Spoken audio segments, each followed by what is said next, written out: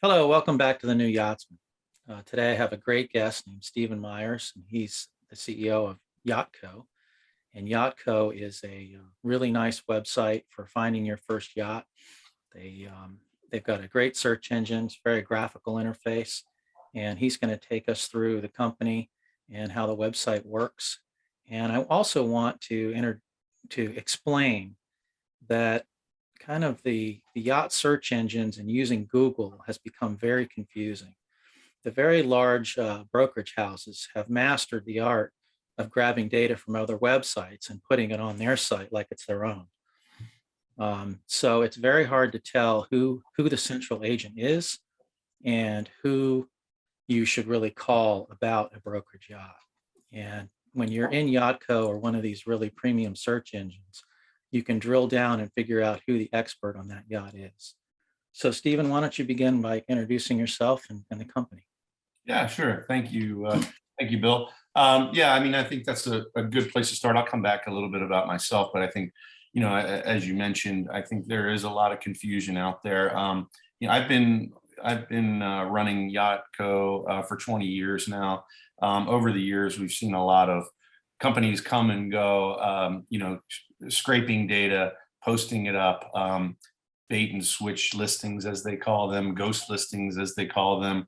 And one of the big differences that you'll find in yachting versus real estate, as Bill mentioned, we have an MLS, and I think what you'll find with Yatco is that we are a true MLS in the sense of that we work with professionals and central listings, exclusive listings only. Open listings, I believe, are a big problem in our industry. They cause a lot of confusion, and we can talk a little bit more about that later in the discussion, but as to why I believe central listings are so important versus open listings. Yeah, my background is I grew up boating in the Chesapeake Bay, was a believer in doing what you love, and finding, pursuing your passion in life, whatever that is. So I started off by washing and waxing boats, in Ocean City, Maryland, and became a first mate on a 46 Bertram. Got to go out to the canyons fishing every weekend. Got into charter fishing with a good friend of mine. Ended up on a 53 Viking, and over the years started fishing on Hatteras and Posts and bigger, faster, better boats through the years, all through college and high school, I should say. And then I became the international rep for Viking Yacht Company, and I lived and actually worked in Nice, France for them. Ended up selling boats and delivering boats, to Asia and Europe, Middle East, South America. Then moved on to become a yacht broker in South Florida, working actually for a Viking dealer, and worked my way up to eventually becoming the dealer for the Ferretti Group.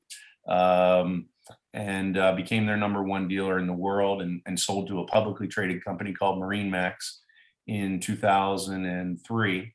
And pretty much ever since, I've been dedicated to providing the platform for the yachting industry. Our mission statement is to serve the best interests, for the professionals and the consumers in yachting, with accuracy, integrity, and leading edge technology. So that's kind of where we are. How do you how do you see the digital media going over the next few years? Are you seeing a move from web centric to phone like every other market, or do you find when people are using your tools that they really want the larger screen? What does that look like in your industry? Well, I mean, yeah, I think that certainly the market is rapidly moving digital. With COVID, it's really accelerated things. Boat shows are becoming less and less relevant, particularly through COVID.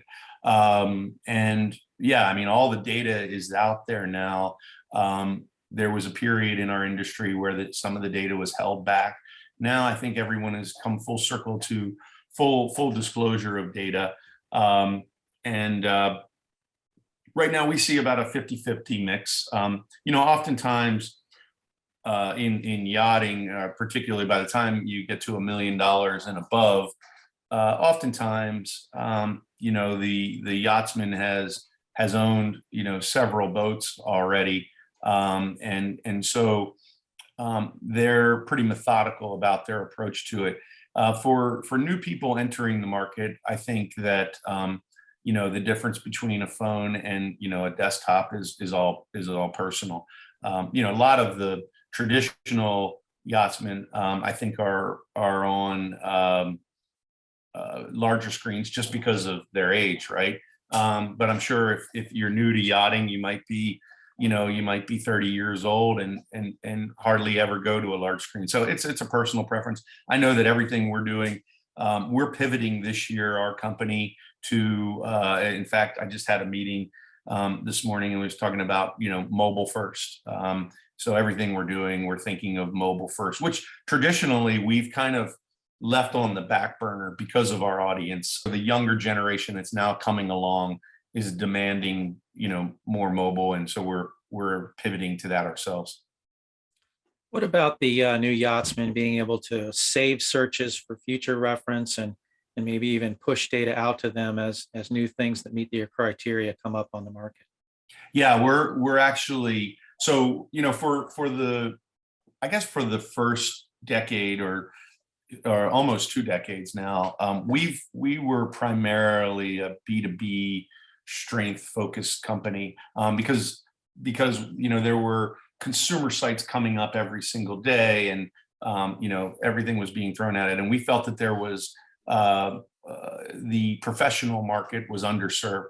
So we really kind of focused on building a lot of tools, and we built that pretty much in-house ourselves, without a lot of, we had no venture capital and whatnot. So we had limited resources. We've now built our company up over the years to almost 30 full-time professionals, and we're now really hitting our stride and moving aggressively into the consumer markets with more and more tools and functionality. So on the back end of our system, we built a platform that rivals and competes with Salesforce and Microsoft Dynamics, HubSpot, MailChimp, et cetera. And now we pull that all into a platform. That was a big undertaking for us. That took us, a good part of 5 years. And so now we're able to take all those resources and move them to the consumer marketplace. So I think if you're a consumer using our platform, you're going to see a lot of exciting new tools being released from our company, in the months ahead. How does Yatco work from a business perspective on the broker side? Do they join your company and subscribe? Yeah, Explain how that works to the new yachtsman. Sure. So we vet each member company. They have to be a member of a professional association or a licensed authorized dealer for a OEM manufacturer, and they also have to adhere to a strict set of rules, regulations, and ethics. So unlike other sites where it's just come one, come all, we're very selective about the companies that are allowed to participate in our platform. And if companies violate our rules or ethics, we do remove them from the platform. So what we're really trying to do is make sure that every listing on our system that you're dealing with, an accurate, actively for sale central listing, we call it a CA in the industry, and so that you are getting real representation from the actual seller's representative, as opposed to, as you said in the beginning of our discussion, somebody just scraping listings and pretending to represent that vessel. So would you say it's fair to say that if you find it in Yatco, it's truly for sale now, and it's being represented by a central agent? So yeah, and in fact, I would go a step further. I mean, I think if we often, I can tell you, there are any number of brokers in Monaco, Fort Lauderdale, and the bigger markets selling the bigger boats, that if that vessel is not in Yatco, there are a number of top selling professionals that will tell you they won't allow their client to go down the path, because they're skeptical of the agent that may be representing. We've all heard the horror stories of clients getting on a plane to go fly to go see a vessel. They get there and it's a half-hearted open listing broker. They find out that didn't open up the boat to turn on the air conditioning, the lights, whatnot. They get there, the boat has a smell, and it's in terrible condition, totally misrepresented. We've all heard those horror stories, and so that's exactly one of the reasons why we are so strict and pay attention to professionalism. Do you also record sales data for trends and pricing and things like that? Sure, we have 20 years of data with over 5 billion a year in sold vessel transactions. So yeah, we've tracked all of those and have all those analytics available for our professional members.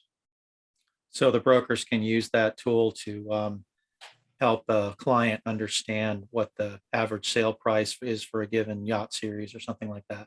Absolutely. Yeah, there's lots of analytics and real-time market alerts, which consumers can receive also.